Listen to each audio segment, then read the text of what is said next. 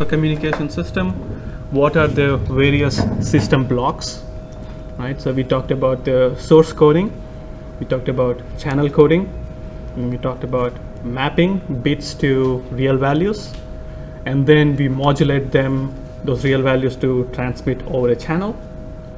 And at the receiver, everything happens in the reverse. You first get the real electromagnetic signals, convert them into real numbers. From real numbers, you convert them into code bits. From code bits, you convert them into real bits, and then you unzip, right, to get your data. That's the overall block. And as we go, through the course, we'll deal with one block at a time. Now, if you look at here, so let's go back. So information theory basic, entropy, memoryless sources and extension. This is, we'll cover basics of information theory. We'll say, okay, we'll try to define mathematically what information is. Okay, we'll try to we'll talk about how do we characterize the information in some data. Okay. And then this is a source coding path. So this is basically zip, right? LZW code algorithm. This is the algorithm which 7-zip, for example, uses. Most zipping algorithms, compression algorithm, use LZW algorithm. Okay, but we'll first start with Huffman coding, which is slightly, mathematically simpler to analyze than LZW, and it's very apparent what's going on in there. So we will deal with that, and we'll look at its mathematical properties. Okay, and then here, when we're dealing with Huffman coding, it works as good as LZW algorithm, right? But there are certain certain features which doesn't make it very practical. But it has very nice mathematical properties in the sense that we can easily analyze it and prove many things. That will give us also insights into how these algorithms work. Then we'll talk about the LZW algorithm, which actually is the algorithm used in practice. Okay. From there, now we go to channel coding. Right? So we'll talk about what it means to send information over a channel. How is that related to how much energy you have? Remember the fundamental question we were talking about? That is what we'll talk about in here. And after that, then we'll talk about some practical codes. Right? In the first class, we talked about repetition code, right? Just repeat the bits. That's the lat protection. But there are a lot more elegant way of doing it. If you repeat every bit 3 times, your efficiency goes down 1/3. Your bandwidth just reduced 1/3, right? But you can do better and get the same amount of protection. Not exactly the same, but you can trade off your efficiency versus protection in a much better way, right? And we will talk about what's the best way to do that. Okay, and those are some of these codes. Most of your, let's say, 4G, 5G networks use a type of convolutional code. Okay. And then we'll talk about baseband transmission. This is where you're taking your bits and converting them into voltages, right? And you send raw voltages over a line. So this is the case where we talk about Ethernet cables and DSL cables and so on. Okay. Then we will go to wireless communication. When it comes to wireless communication, you cannot just send out raw voltages. And there are multiple reasons for that. So we'll have to first convert them into some sort of electromagnetic signals at high frequencies. So that's what we'll talk about in modulation schemes. Okay. All right. So that's what to come. So today we'll start with probability basics again. So since you already covered this in your prerequisites, I'm going to go through this very briefly. Okay. So this probability basics PowerPoint is the slides which, how many of you took it last spring? The probability and statistics class? Not many? Okay, so these are the slides which these guys used in the spring semester, but they are, they should have everything you need. Okay, but I'm also going to share this another document with you.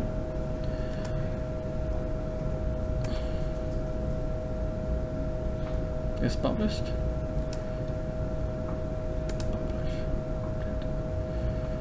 Okay, so this looks This is the document I'm using. I downloaded this from MIT OpenCourseware, a course on probability. If you just go to Google MIT OpenCourseware probability, you will get the entire course. Okay, so this is just a, I wanted to do something different from those slides, because if you've already seen those slides, getting a different perspective will enhance your understanding. And for people who haven't seen those slides, this is a much, like a briefer version of those slides, right? So because we don't have much time, I'll try to go through the probability basics quickly. We'll try to finish it like end of next week. Okay.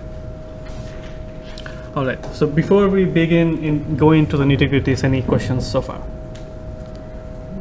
Okay. All right. So let's start talking about some examples. So the way I'm going to do this, is it recording? It is recording. Okay. So first we're going to usually talk about intuition,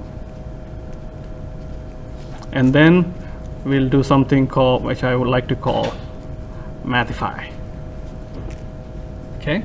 So that this is where we're going to formalize our intuition and make everything precise. Okay. If you don't really define it, then it's all vague, right? And the way you want to understand or study is start with the formal definitions, and then use your intuition to interpret what those definitions are and what those results are. Okay, so let's start. So let's start with a very simple example. Coin toss.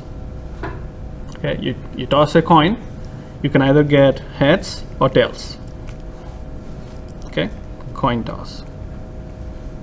So now if I ask you, let's say the coin is fair, right? That means it's equally likely that you get heads or tails. If I ask you what is the probability of getting heads, what would you say?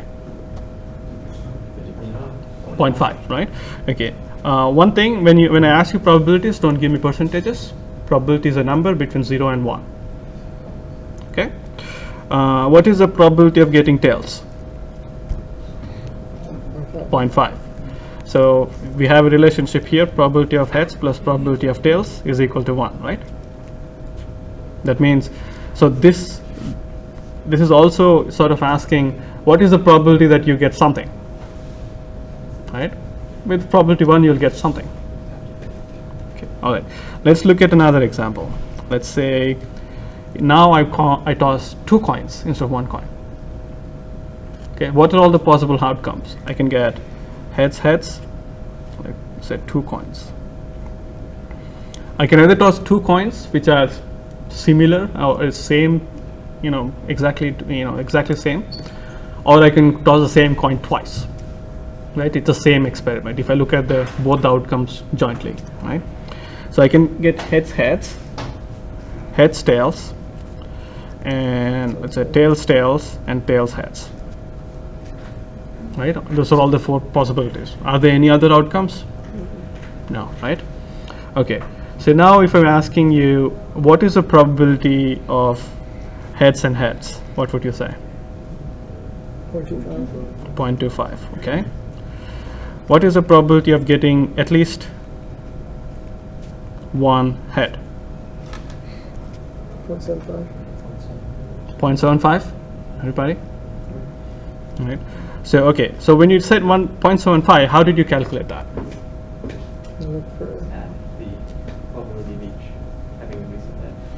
Right, the probability of having each of the outcome is 1 or 4, right? Yes, 3 of them. And then when I said at least 1 head, you said there are 3 ways of getting that, right? So then if everything is equally likely, then it's 3 or 4, right? That's how you calculated that. Okay. So now when we are saying this, we are at this point using mostly our intuition on how to calculate these things, right? So now let's try to formalize some of this stuff on how we actually, I asked you what is a probability, but so far we have not really defined what probability is, right? So we want to mathematically first define what probability is, and then we can just follow the definition to get at the answer instead of just using intuition, right? So okay, now let's try to come up with some formal definitions. But the people at the back, can you see clearly? Okay. try to come up with some definitions now. Let's say I have a experiment. Okay, so it will have a set of outcomes.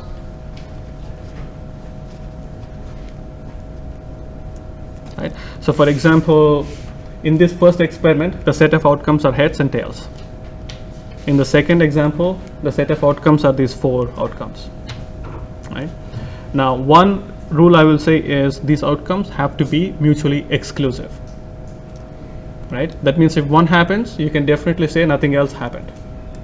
Right. If for example, heads and tails cannot happen simultaneously. Only one of them have to happen once at any given time. Right. So that's what's called mutually exclusive. The set of outcomes should be mutually exclusive.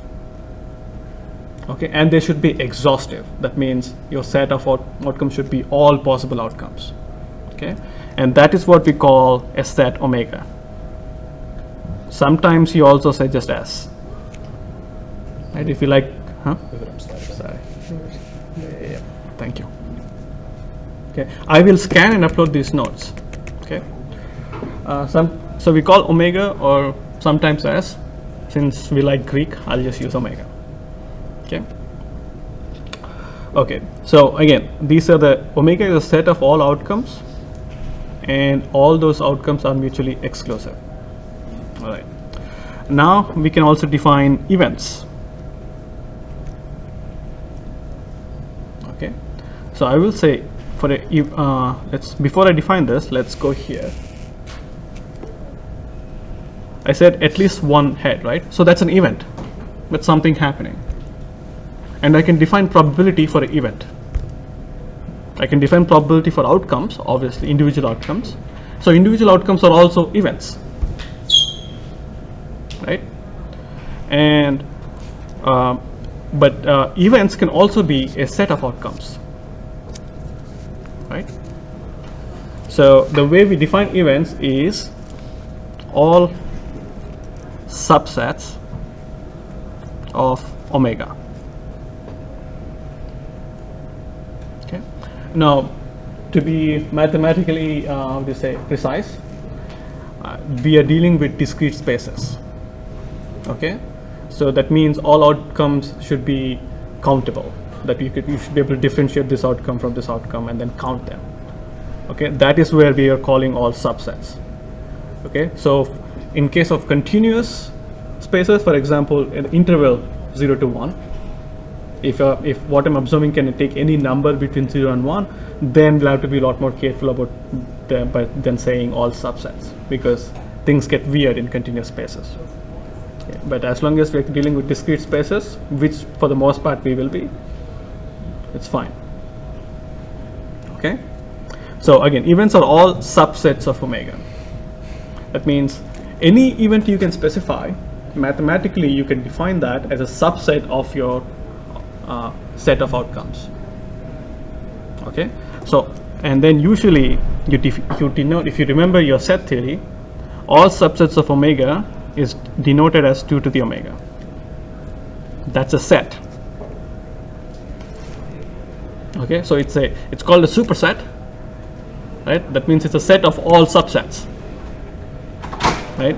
So for example, in this example, 2 to the omega, let's say I'll take heads and tails example because it's easy to write. If my omega is equal to heads and tails, this set, my 2 to the omega would be the null element, heads, tails, heads and tails. These are all possible subsets of this set. Okay, and you can also see the number of elements in 2 to the omega would be, let's say if there are n elements in omega, then there will be 2 to the n elements in this set. That is why it's denoted as 2 to the omega.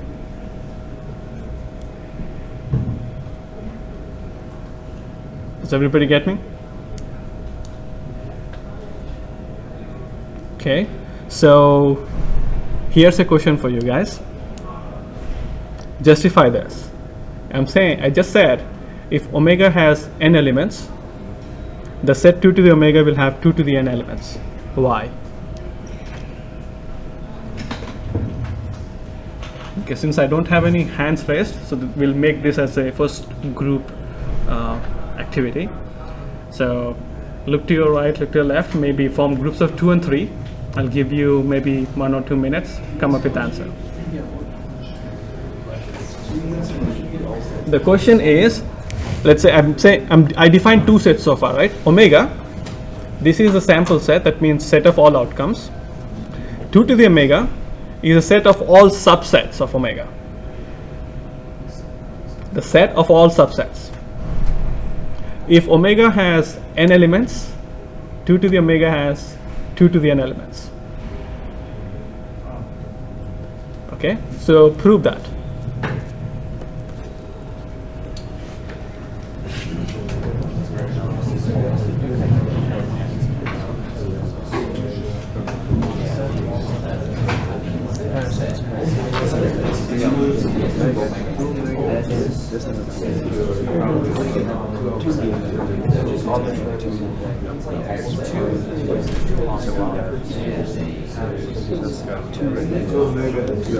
I think when you have to set Is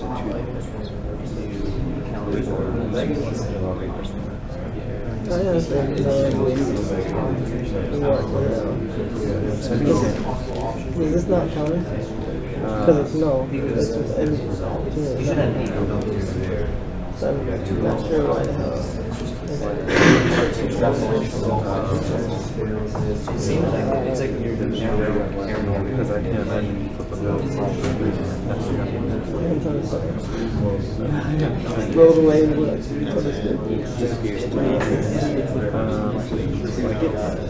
Presumably, so, you know, maybe,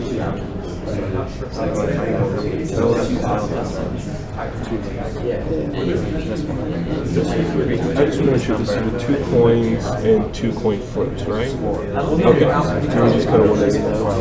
if you have a set. No, there's only, in this experiment, there's only 1 coin. There's only 1 coin and 2 coin flip. No, All this the is a set of all subset outcomes. is going to be of size. And these are the set of all outcomes. For that purpose. Yeah, Omega is. so because If you have a set of 3, that would be all the subset. Okay. This is all the subset. Any team with the right answer yet? Okay, so I actually forgot that this is only 50 minutes, so I will give you the answer right now. If you had more time, we'll do this. Okay, let me give you this choice. Do you want me to tell you, or do you want to come to the next class having thought about it? Might as well just Tell us. tell us. So, how many say right now? Right now. Next time I won't give you that choice. Okay. All right. So this is a set, right? Okay, I should sit here. This is a set, and 2 to the omega is all subsets of this set. Okay. Now think about how you're forming subsets, right? When you're forming a subset, for each when you're making a subset, each element in the original set, you have a choice of either taking it in or not. Okay, so you can either take this in or not, you can either take this on or not. So for each element you have 2 choices. Okay, so I have n elements, so 2 times 2 times 2 times 2, right, to the n.